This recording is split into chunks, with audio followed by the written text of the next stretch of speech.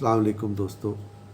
ملک کے حالات تیزی سے تبدیل ہو رہے ہیں اور بہت نئی نئی باتیں آ رہی ہیں، لیکن اس میں ایک ڈرامیٹک جو عنصر پیدا ہوا ہے وہ آزاد کشمیر کی صورتحال کا ہے، جہاں پاکستان تحریک انصاف نے اپنے ہی وزیر اعظم کے خلاف تحریک عدم اعتماد جمع کرائی، اور اس صرف تحریک عدم اعتماد نہیں جمع کرائی، ان پر سنگین الزامات عائد کیے.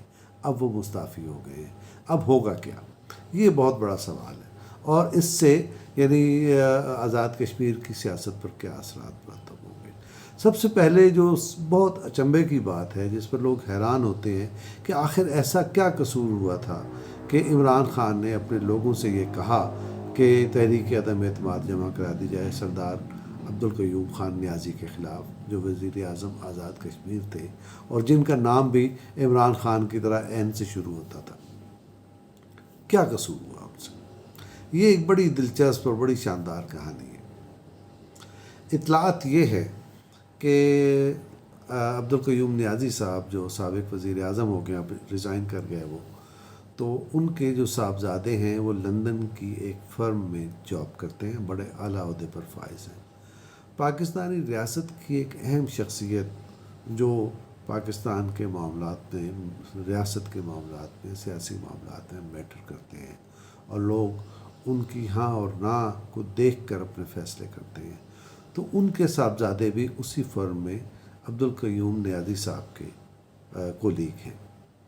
کہا یہ جاتا ہے، اطلاعات یہ ہیں کہ عبدالقیوم نیازی صاحب کے انتخاب میں ان کے بیٹے کے کولیگ نے کردار ادا کیا. یوں آزاد کشمیر کی سیاست میں غیر متوقع طور پر ایک غیر نمایاں نام سامنے آیا، اور وہ وزیر اعظم منتخب ہو گئے. وہ شریف النفس آدمی ہیں، اتنے شریف النفس آدمی ہیں کہ جب ان کا حلف تھا، وہ مسلم کانفرنس سے تعلق رکھتے تھے، جب ان کا حلف تھا تو وہ سردار عتیق احمد خان کے پاس گئے، وہ کہا کہ آپ تشریف لائیے. وہ بائیک آؤٹ کا اعلان کر چکے تھے. تو انہوں نے کہا بھی تو آپ کو معلوم ہے میں بائیک آؤٹ کر چکا ہوں. تو انہوں نے کہا کہ اگر آپ نہیں تشریف لائیں گے تو میں حلف نہیں اٹھاؤں گا، میری اصل پارٹی تو آپ ہی ہے. تو وہ اتنے وہ روایات کے پاسدار اور اتنے وہ آدمی ہیں. اب کیا ہوا؟ آخر عمران خان ان کے خلاف کیوں ہوئے؟ انہوں نے کیوں اپنے لوگوں سے کہا کہ ان کے خلاف تحریک عدم اعتماد لائیں، اور ان پر سنگین الزامات عائد کیے گئے؟ اور پھر یہ جو ان کے وزیر امور کشمیر تھے، انہوں نے اس سارے معاملے کو مینور کیا اور ان کے خلاف پی ٹی آئی کے لوگوں سے تحریک عدم اعتماد جمع کروا دی. ہوا کیا؟ ہوا یہ کہ جس وقت پاکستان کی سیاسی صورتحال میں گہما گہمی پیدا ہوئی، گرما گرمی ہوئی، اور یہ سامنے آ گیا کہ اب تحریک عدم اعتماد سے، جس کو وہ کھیل تماشا سمجھ رہے تھے عمران خان، اس سے ان کا بچنا مشکل ہے. تو اس مرحلے پر انہوں نے یہ توقع لگائی کہ سردار عبدالقیوم خان نیازی جو ہیں وہ اس سلسلے میں کوئی کردار ادا کریں، کیونکہ ان کے تعلقات اہم جگہوں سے ہیں، اپنے بیٹے کے توسط سے. اگر ان کا بیٹا جو ہے وہ قیوم نیازی صاحب کو وزیر اعظم بنوانے میں اہم کردار ادا کر سکتا ہے، تو وہ پھر انہیں بچانے میں، یعنی عمران خان کو بچانے میں بھی اہم کردار ادا کر سکتا ہے.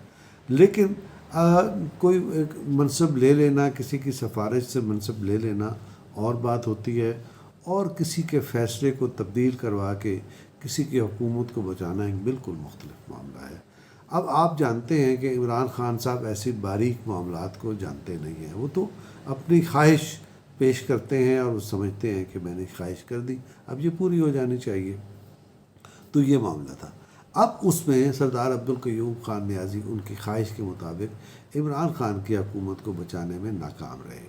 جب وہ ناکام رہے تو اس کے نتیجے میں عمران خان کے عتاب کا شکار ہو گئے، اور عمران خان نے ان کو متحرک کر دیا، وزیر امور کشمیر کو، اور ان سے کہا کہ ان کے خلاف تحریک عدم اعتماد.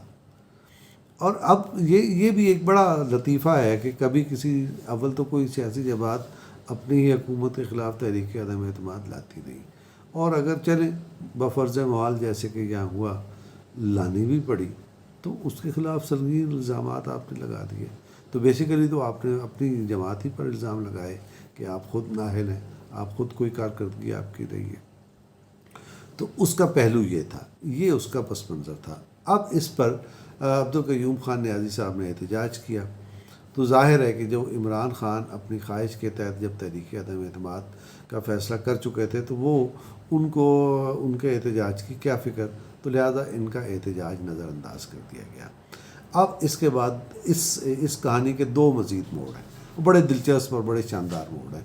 پہلا تو یہ کہ سردار نیازی صاحب نے کیا کیا، انہوں نے یہ کیا کہ وہ لوگ اور وہ جو ارکان تھے اور وہ جو ان کی کابینہ کے ارکان تھے جو ان کے خلاف تحریک عدم اعتماد میں پیش تھے، سب سے پہلے تو انہیں کابینہ سے فارغ کر دیا، تو لیجیے اب آپ میرے ساتھ یہ کرتے ہو تو آپ یہ مزہ چکھو۔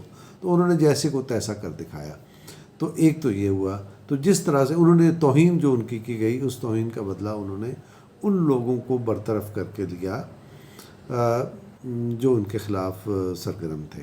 ایک تو یہ ہوا، حالانکہ اگر وہ استعفیٰ دیتے، جیسے کہ بعد میں انہوں نے ان کو نکالنے کے بعد استعفیٰ دے دیا، تو استعفیٰ دیتے تو کابینہ از خود ختم ہو جاتی، لیکن چونکہ ان کے خلاف ان کے ساتھ توہین آمیز سلوک کیا گیا تھا، لہٰذا انہوں نے بھی جوابی کارروائی ضروری سمجھی۔ تو یہ ہوا، اور اس کے نتیجے میں آزاد کشمیر کی حکومت عمران خان کی خواہش کے برخلاف دوسرے طریقے سے ختم ہو گئی کہ سردار نیازی صاحب نے استعفیٰ دے دیا اور وہ معاملات اس کے ختم ہو گئے۔ اب اس ساری کہانی کا تیسرا پہلو وہ بھی بڑا دلچسپ اور بڑا شاندار ہے۔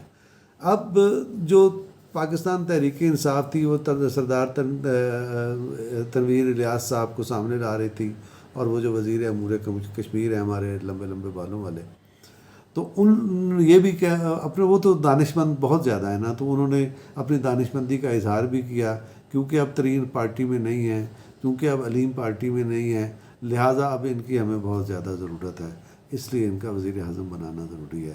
تو انہوں نے ایک دفعہ پھر اے ٹی ایمز کا جو کانسیپٹ ہے عمران خان کے بارے میں اور پی ٹی آئی کے بارے میں، اس پر مہر تصدیق ثبت کر دی۔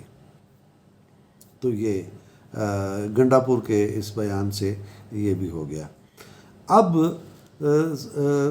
ان کا خیال یہ تھا کہ جیسے ہم نیازی صاحب کو نکالیں گے تو اپنی جو اکثریت ہے اس سے بہت آسانی سے اپنا وزیر اعظم منتخب کر لیں گے سردار تنویر الیاس صاحب کو۔ لیکن ہوا کیا، بڑا دلچسپ ہوا۔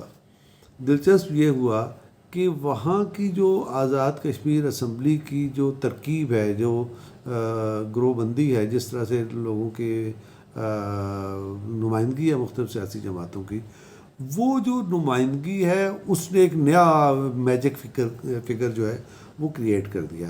اب آپ یہ دیکھیں کہ وہاں 12 نشستیں ہیں پاکستان پیپلز پارٹی کی، 7 نشستیں ہیں پاکستان مسلم لیگ نون کی، 12 اور 7 19 ہو گئے۔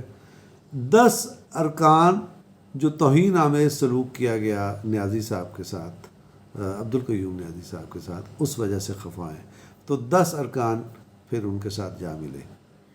تو اس طرح سے یہ ہو گیا 19-29۔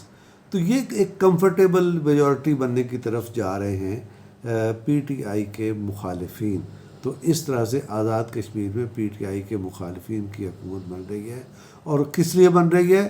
عمران خان کی غصے کی وجہ سے، نفرت کی وجہ سے، ناراضگی کی وجہ سے، حساسیت کی وجہ سے کہ جی تم نے میرے ساتھ کچھ نہیں کیا تو ٹھہرو میں بھی تمہارے ساتھ کچھ کرتا ہوں۔ تو وہ بھی پھر آگے سے نیازی تھا، اس نے کہا اچھا تم یہ میرے ساتھ یہ کرتے ہو تو میں بھی تمہارے ساتھ یہ کرتا ہوں۔ تو یہ کہانی ہوئی ہے، اور اس طرح سے عمران خان نے اپنی بے تدبیری سے اور اپنے وزیر امور کشمیر جو گنڈا پور صاحب ہیں ان کی مہا بے تدبیری سے یہ سارا معاملہ چوپٹ ہو گیا ہے، اور آزاد کشمیر ان کے ہاتھ سے نکل گیا ہے۔ خدا حافظ۔